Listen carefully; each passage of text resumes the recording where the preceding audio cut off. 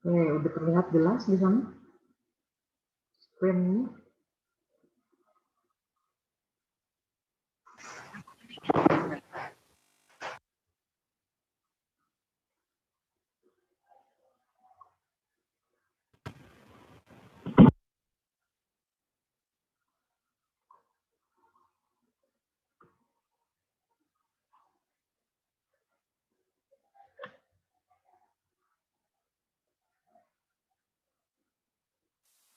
Aplikasi Koloid. Koloid digunakan dalam presipitasi listrik asap, pemurnian air minum, obat-obatan, penyamakan kulit, pembersihan sabun dan deterjen, pelat fotografi dan film, industri karet dan produk industri. Mari kita cari tahu lebih banyak tentang aplikasi Koloid ini. Presipitasi listrik dari asap. Asap, sebelum keluar dari cerobong asap, melewati ruang yang berisi pelat. Pelat-pelat ini memiliki muatan berlawanan dengan yang dibawa oleh partikel-partikel asap. Partikel yang bersentuhan dengan lempeng-lempeng ini kehilangan muatannya dan diendapkan. Presipitator disebut presipitator Cottrell. Nah, ini biasanya disebutnya alat Cottrell aja sih. Ini digunakan biasanya untuk mentreatment asap dari pabrik. Isi asap pabriknya itu kan ukuran partikelnya kecil. Biasanya dia harus digabungkan dulu gitu, jadi dibikin agak besar dulu, dikasih aliran listrik supaya nanti nggak terlalu kecil, karena kalau terlalu kecil nanti dia akan lepas ke udara, nah itu yang bahaya. Gitu. Jadi ini prinsip kerjanya koagulasi juga, tapi menggunakan listrik, jadi elektroforesis dan koagulasi. Pelat dan film fotografi. Pelat atau film fotografi memiliki lapisan emulsi perak bromida sensitif cahaya dalam gelatin di atas pelat kaca atau film seluloid. Ini mungkin agak jarang ya orang yang masih cetak foto pakai cara ini, karena sekarang semuanya udah digital. Zaman dulu pakai ini lah, percayalah. Pemurnian air minum. Tawas ditambahkan ke air yang mengandung pengotor yang tersuspensi. Pengotor ini mengumpul pada saat penambahan tawas. Kemudian, air disimpan untuk sedimentasi. Setelah beberapa waktu, air jernih diperoleh dengan dekantasi atau penyaringan. Di sini tadi ada dua kata, yang pertama sedimentasi, yang kedua dekantasi. Ada yang ingat? Apa artinya sedimentasi sama dekantasi?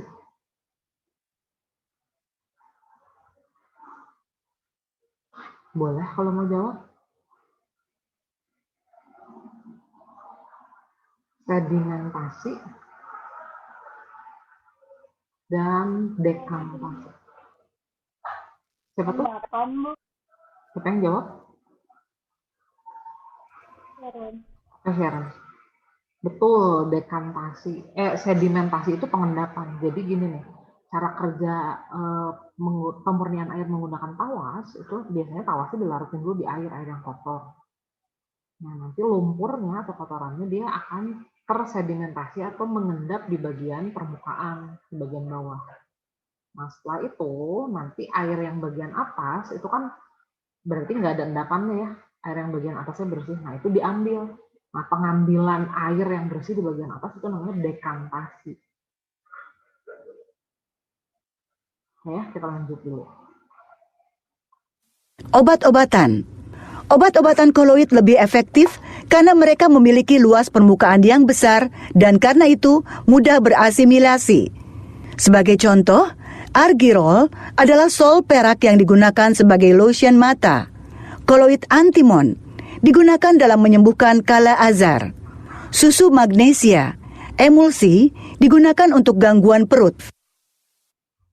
Ini susu magnesia itu obat mah. Ini diterjemahkan dari bahasa Inggris milk of magnesia, padahal sebenarnya ini obat mah gitu, MgOH 2 kali.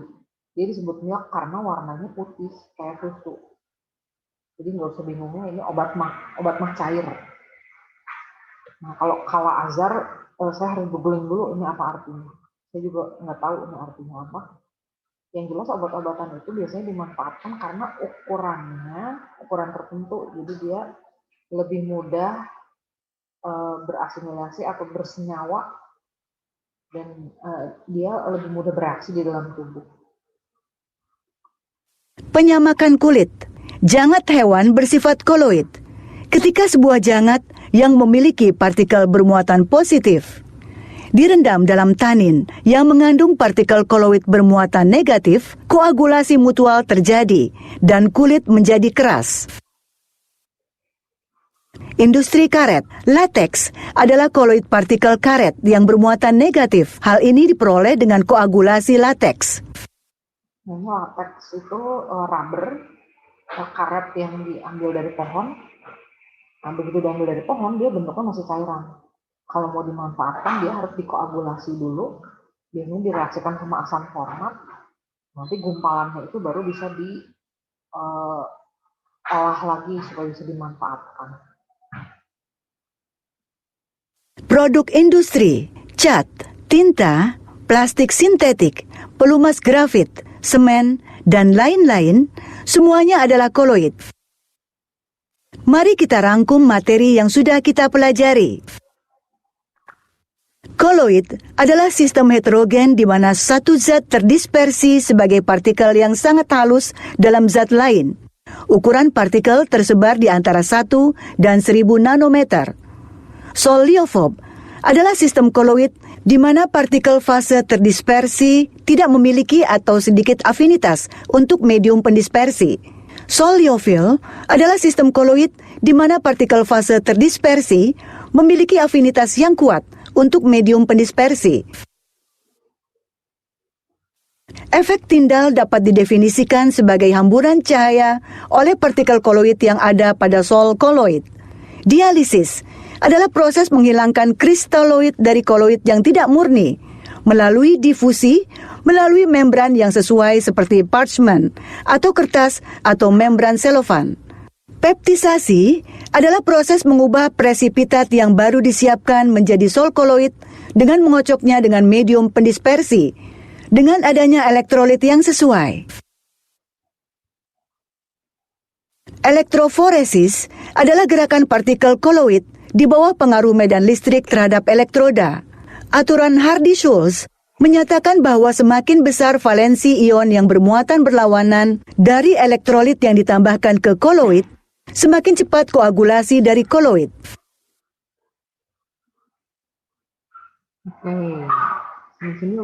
Pada pembelajaran kali ini, kita akan mempelajari tentang koloid, klasifikasi, dan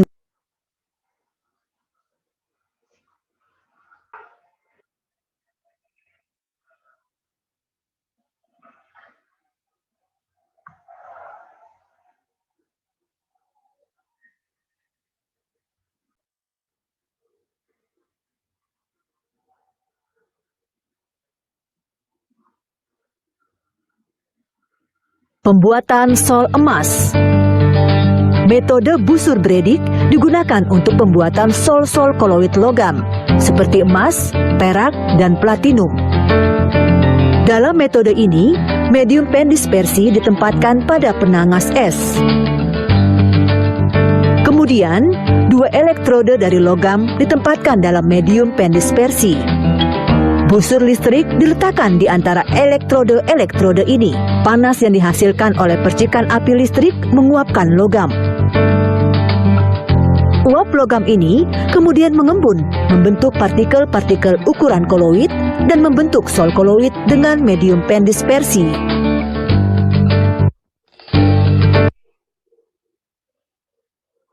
Nah, itu animasinya, ini animasi cara busur Bredig. Nah, ini ada beberapa lagi, coba saya kasih lihat dulu. Ada tentang efek Tyndall juga.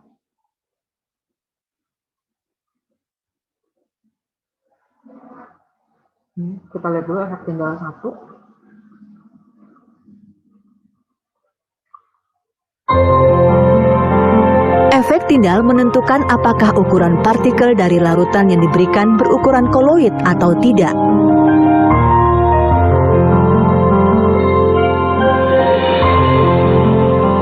Ketika seberkas cahaya dari lampu senter didekatkan pada susu yang disimpan dalam gelas kimia, maka jalur cahaya yang diterangi menjadi tampak ketika dilihat dari samping.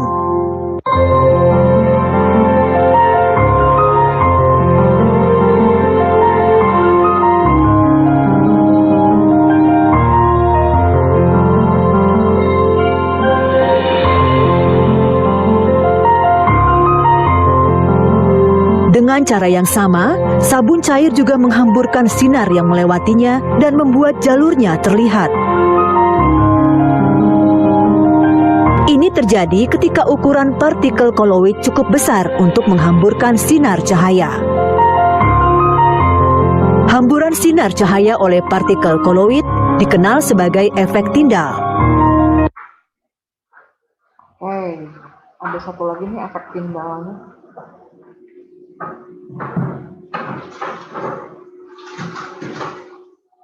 Ini masih jelas semua kedengeran di sana? Masih, Bu. Thank you, Ijo. Ini efek Tyndall yang kedua nih, contoh.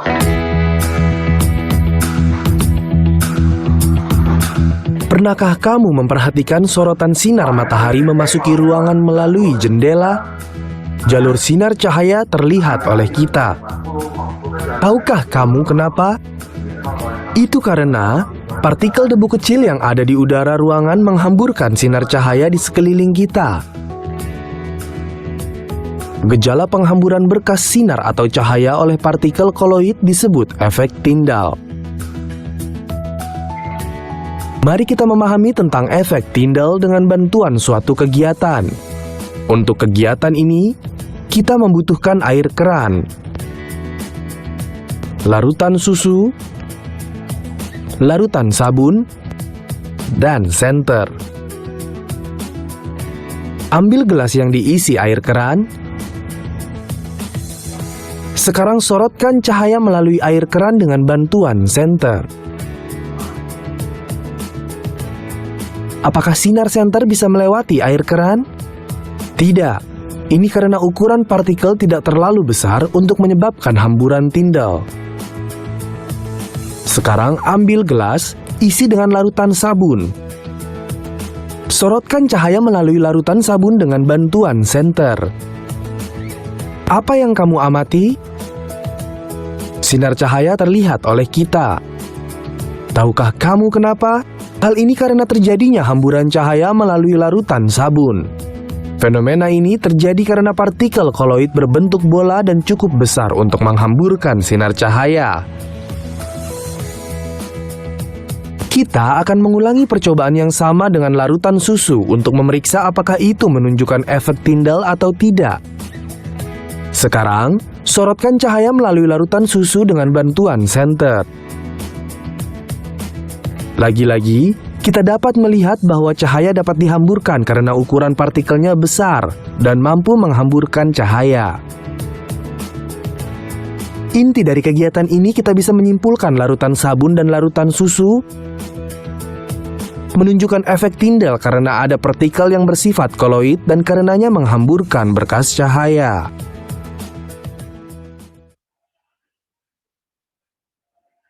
Nah, kayaknya itu tadi lebih jelas ya. Jadi beneran efek Tyndall itu sebenarnya kita udah lihat dalam kehidupan sehari-hari, cuman kita nggak tahu aja itu namanya efek Tyndall. Ini ada yang terakhir, ini cuman, oh ada dua lagi. Yang ini sih lumayan, ntar yang terakhir yang garing banget. Yang ini dulu deh ya. Kita lihat. Kamu mungkin telah memerhatikan beberapa cairan bercampur dengan baik, sementara beberapa lainnya tidak. Jika minyak dicampur dengan air, keduanya tidak akan bersatu, dan setelah beberapa saat akan membentuk dua lapisan terpisah. Dalam terminologi ilmiah, minyak dan air disebut sebagai cairan tak campur.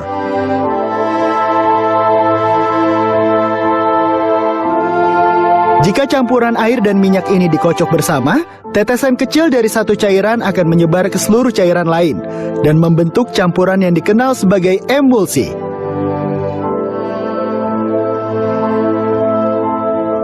Cairan yang ada secara berlebih disebut medium pendispersi, sementara yang ada dalam jumlah kecil disebut fase terdispersi. Larutan koloid dua cairan tak campur, di mana salah satu cairan bertindak sebagai fase terdispersi dan yang lain bertindak sebagai medium pendispersi disebut emulsi. Ada banyak contoh emulsi yang kita jumpai dalam kehidupan sehari-hari, seperti susu, mentega, es krim salad, mayones, dan krim wajah.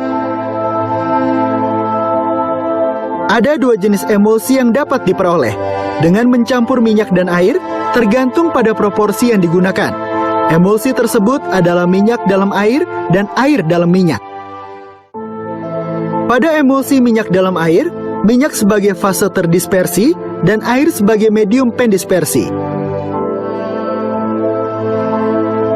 Contoh emulsi minyak dalam air adalah susu.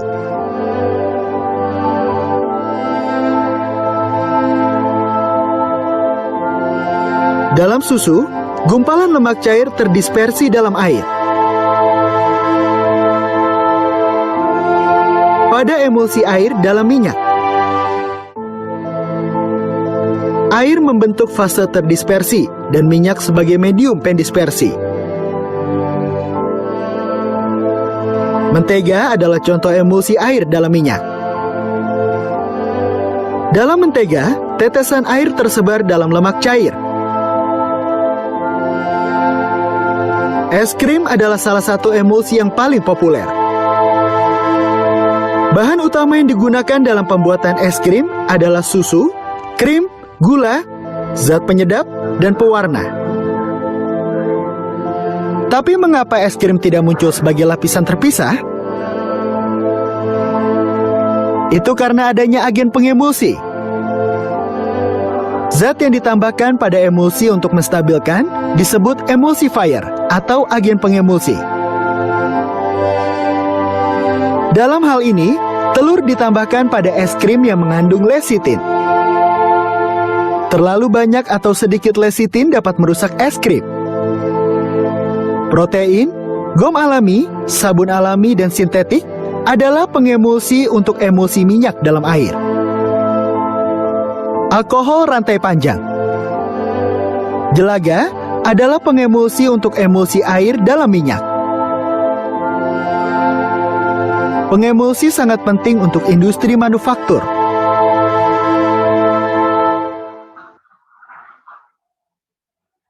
Satu lagi terakhir, ini mohon maaf mungkin agak boring yang terakhir ini, cuman semoga bermanfaat lah ya. Nanti kita lihat terakhir banget.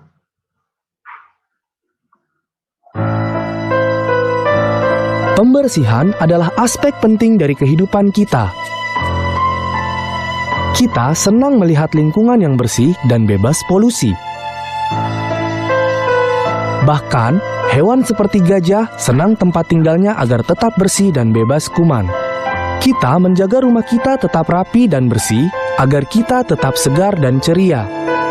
Kita mencuci piring setelah makan sehingga tetap higienis dan dapat digunakan berulang kali. Dengan cara yang sama, kita perlu menjaga pakaian kita agar bersih dari kotoran dan kuman, sehingga kita wajib untuk mencuci pakaian dengan benar. Untuk hal ini, kita memerlukan sabun cuci. Mari kita lihat bagaimana sabun berfungsi membersihkan pakaian. Sabun terbentuk dari garam natrium atau kalium, dari asam lemak tinggi tertentu seperti asam stearat, asam oleat, asam palmitat, dan lain-lain. Sabun dan deterjen memiliki dua bagian. Bagian nonpolar yang terdiri dari hidrokarbon rantai panjang yang disebut ekor. Ini bersifat hidrofobik. Bagian ujung yang terdiri dari gugus karboksilat yang disebut kepala polar, ini bersifat hidrofilik. Ketika kotoran berminyak atau minyak bercampur dengan larutan air sabun, ekor hidrokarbon nonpolar dari molekul sabun larut dalam minyak yang juga nonpolar. Sedangkan gugus polar karboksilat larut dalam air. Partikel minyak yang ada di pakaian masuk ke dalam larutan tersebut. Karena permukaan luar misel memiliki gugus karboksilat bermuatan negatif, saling tolak, dan tetap tersuspensi dalam air. Misel-misel yang mengandung partikel kotoran ini sekarang dapat dengan mudah dibersihkan dengan air. Berkat aksi pencucian dari sabun, kita bisa memakai pakaian yang rapi dan bebas kotoran.